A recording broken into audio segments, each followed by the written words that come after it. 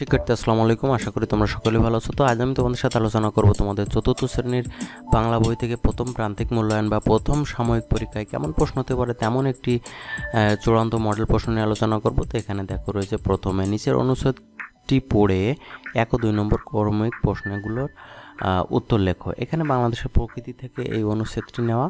তো এখান থেকে পড়ে তোমরা এই নিচে যে 1 নম্বর ও 2 নম্বর প্রশ্ন আছে এটির উত্তর দিতে হবে। তো এক দাগে রয়েছে এখানে শব্দার্থ। তো আশা করি তোমরা পারবে। এই যে শব্দার্থগুলোর এখানে 6টি 7টি রয়েছে, তারপরে এখান থেকে 5টির উত্তর দিতে হবে। তারপরে 2 দাগে রয়েছে এই যে প্রশ্নগুলো পড়ে তোমাকে উত্তর দিতে হবে। তো এখানে দেখো প্রশ্নগুলোর মান বন্টন রয়েছে, এই মান বন্টন অনুযায়ী এখানে নম্বর আসবে। তারপরে রয়েছে দেখো পরে যেটি আছে প্রদত্ত অনুচ্ছেদটি পড়ো এবং 3 ও 4 নম্বর ক্রমিকের প্রশ্নগুলোর উত্তর লেখো। তো এখানে বাংলাদেশের স্বাধীনতা যুদ্ধ সম্পর্কে লেখা একটি অনুচ্ছেদ রয়েছে, এটি পড়ে তোমাদেরকে পরের 3 নম্বর এবং 4 নম্বর প্রশ্নের উত্তর দিতে হবে। তো এখান থেকে এটি পড়ে নিও। এখান থেকে পড়ার পরে দেখো এখানে 3 নম্বরে যে শব্দ অর্থ দেওয়া রয়েছে, শব্দ এবং শব্দের অর্থ রয়েছে। এখানে আমি তোমাদের সুবিধার জন্য এগুলো আমি একটু পূরণ করে দিয়েছি। দেখো যেগুলোর উত্তর ড্যাশে যেগুলো বসবে সেগুলোর উত্তর এখানে দেওয়া হয়েছে, ঠিক আছে, তোমাদের সুবিধার জন্য। তো তারপরে দেখো 4 নম্বর, ওইখান থেকে পড়ে তোমরা 4 নম্বরে এই প্রশ্নগুলোর উত্তর দিতে হবে। প্রতিটির জন্য এখানে 3 নম্বর রয়েছে, 5 নম্বর রয়েছে, ঠিক আছে। তো তারপরে এখানে নিচের যে কোনো 5টি ক্রিয়াপদের চলিত রূপ লেখো। এখানে ক্রিয়াপদের চলিত রূপ লিখতে হবে।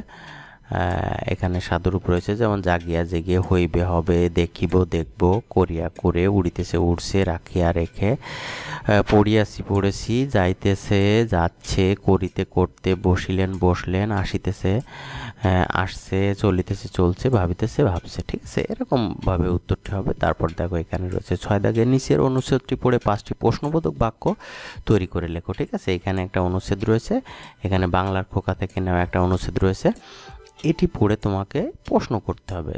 এই যে বর্ষাকালে স্কুল যেতে বাবা খোকাকে ছাতা কিনে দিলেন। তো এখন কখন বাবা খোকাকে ছাতা কিনে দিলেন, এই প্রশ্নবোধক চিহ্ন ইন্টারোগেটিভ সাইন কিন্তু প্রত্যেকটায় বসাতে হবে, নাহলে কিন্তু তোমার প্রশ্নবোধক বাক্য তৈরি হবে না, ঠিক আছে। এটি পড়ে তোমাকে এখানে 5টি প্রশ্নবোধক বাক্য তৈরি করতে হবে। এভাবে আমি প্রশ্নবোধক বাক্যগুলো তৈরি করে দিয়েছি যেন তোমরা সহজে এটি করতে পারো, নাহলে তোমাদের জন্য একটু কষ্ট, তাই তো, একটু কঠিন হয়ে যায়। তো তারপরে দেখো এখানে 7 দাগে রয়েছে নিচের যে কোনো 5টি যুক্তবর্ণ ভেঙে দেখাও এবং যুক্তবর্ণ দিয়ে একটি করে শব্দ তৈরি করে বাক্য গঠন করো। তো এখানে বইয়ে তোমাদের এগুলো রয়েছে, এই যুক্তবর্ণগুলো ভেঙে তোমরা একটা বাক্য তৈরি করবে, তাই তো। তারপর দেখো বিরাম চিহ্ন বসিয়ে অনুচ্ছেদটি লেখো, ঠিক আছে। এখানে যে বাংলাদেশের প্রকৃতি রয়েছে এখান থেকে নেওয়া হয়েছে, এখানে বিরাম চিহ্ন বসাতে হবে। যেমন বসন্তের দক্ষিণ হাওয়ায় এই যে মন ভরে যায়, এখানে দাড়ি বসবে। তারপরে বসন্তে কোকিল ডাকে, এখানে একটা দাড়ি বসবে। তারপরে কোকিলের ডাক বড়ই মিষ্টি, এখানে একটা দাড়ি বসবে। তারপরে যে গাছে গাছে জেগে ওঠে নতুন সবুজ পাতা, এখানে একটা দাড়ি। তারপরে নানা রঙের ফুলে ভরে যায় গাছ, ঠিক আছে, এখানে একটা দাড়ি। এই 5টি তোমাদের বিরাম চিহ্ন পড়বে। তারপরে এখানে 5 নম্বর পড়বে। তারপরে এক কথায় প্রকাশ করো যে কোনো 5টি, এখানে অনেকগুলো দেওয়া হয়েছে তোমাদের জন্য গুরুত্বপূর্ণ যেগুলো, এখান থেকে 5টি। ভয় নেই, যার নির্ভীক, অনেকের মধ্যে, এই যে অন্যতম, জানার ইচ্ছা, জিজ্ঞাসা, আকাশে চড়ে যে খেসরে, এভাবে তোমাদের বইয়ে রয়েছে, বা আশা করি তোমরা এগুলো পারবে, এগুলো খুবই সহজ। তারপরে এখানে বিপরীত শব্দ লেখো, এগুলো বইয়ে রয়েছে, দেখো অনেকগুলো দিয়েছি গুরুত্বপূর্ণ যেগুলো, এখানে খুব সহজ, ঠিক আছে। শেষ শুরু। তারপরে দেখো এখানে স্বাধীনতা, পরাধীনতা, দুঃখ সুখ, নিচে উপরে, গরিব, ধনী, এরকম বিপরীত শব্দগুলো লিখতে হবে তোমাকে। তারপরে 11 দাগে রয়েছে নিচের চরণগুলো পড়ো এবং প্রশ্নগুলোর উত্তর দাও। তো এখানে এই যে কবিতা থেকে পালকি চলে, এই কবিতা থেকে নেওয়া হয়েছে, ঠিক আছে। এখানে তোমাদের এই যে প্রশ্নগুলো রয়েছে প্রশ্নগুলোর উত্তর দিতে হবে, ঠিক আছে। তো তারপরে দেখো 12 দাগে কি আসতে পারে। 12 দাগে যেমন মনে করো তুমি সাকিব বা সাকিব, এখানে অন্য যে কোনো নাম থাকতে পারে। তারপরে এখানে স্কুলের নাম এবং কোন শ্রেণীর রোল নাম্বার বা এই যে তথ্যগুলো থাকবে, এই তথ্যগুলো অনুযায়ী তোমাকে একটা এই যে ক্রীড়া ও সাংস্কৃতিক প্রতিযোগিতা, বা যদি তোমাদের এটি না পড়ে অন্য কিছু পড়ে তাহলে ফর্মটা তোমাকে এভাবে পূরণ করতে হবে, ঠিক আছে। এরকম এগুলো থাকবে। আর যদি ক্রীড়া প্রতিযোগিতার হয় তাহলে আরও 2-3টা ক্রীড়া প্রতিযোগিতায় তুমি কীভাবে অংশগ্রহণ করবে সেজন্য এটি আছে। তো অবশ্যই তোমার এখানে যে নামটি তুমি দিবে, এখানে যে নামটি তুমি ব্যবহার করবে, ছেলে হলে ছেলের নাম, মেয়ে হলে মেয়ের নাম, তো সেটি তোমাকে এখানে অবশ্যই লিখতে হবে শিক্ষার্থী স্বাক্ষরে, ঠিক আছে।